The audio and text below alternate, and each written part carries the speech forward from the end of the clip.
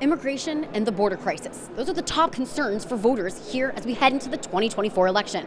We spoke to your House GOP members about what they want the Biden administration to do about it. If he could resolve it, start undoing those executive orders and be sincere about it. I just want to hear solutions. I don't care about politics. I don't care about what cycle we're in, when the presidential election is. I just want to hear solutions. If he wants to right now do something about this, he can.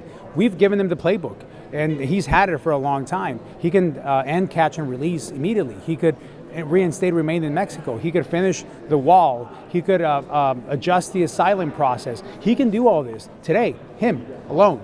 H.R. 2 has been sitting on the Senate for almost a year.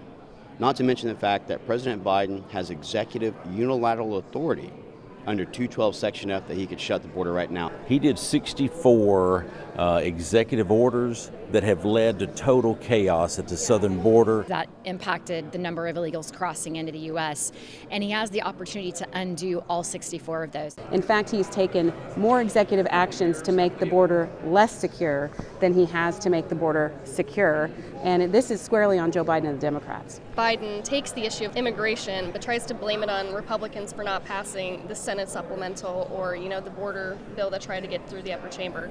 That's his game. Blame somebody else. What he actually did is he aided and abetted criminal activity when he admitted in his own self-admission that he has flown hundreds of thousands from other countries into the U.S. without the necessary vetting and process. President Biden made a trip down there recently. Was that a positive thing in your eyes, or did you think that it was maybe too little too late? Well, it was laughable. Well, let me put it this way.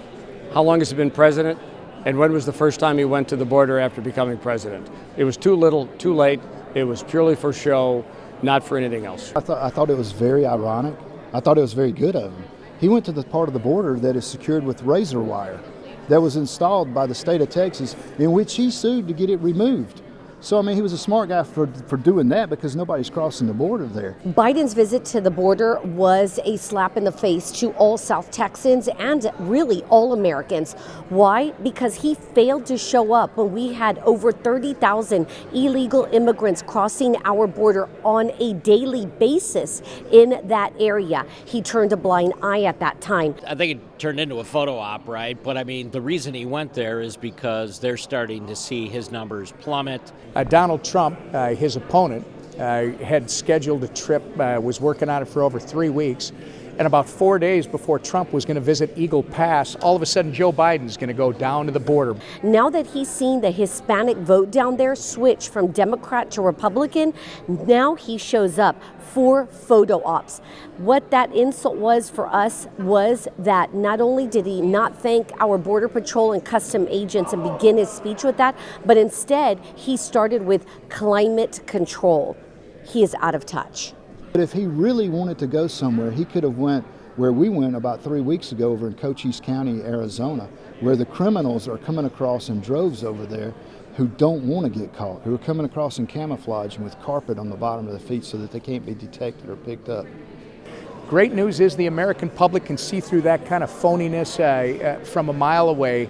It's not going to serve him well. Republicans are now calling on Biden to pass the Laken-Riley Act. I'm Amy DeLaura for Washington Examiner.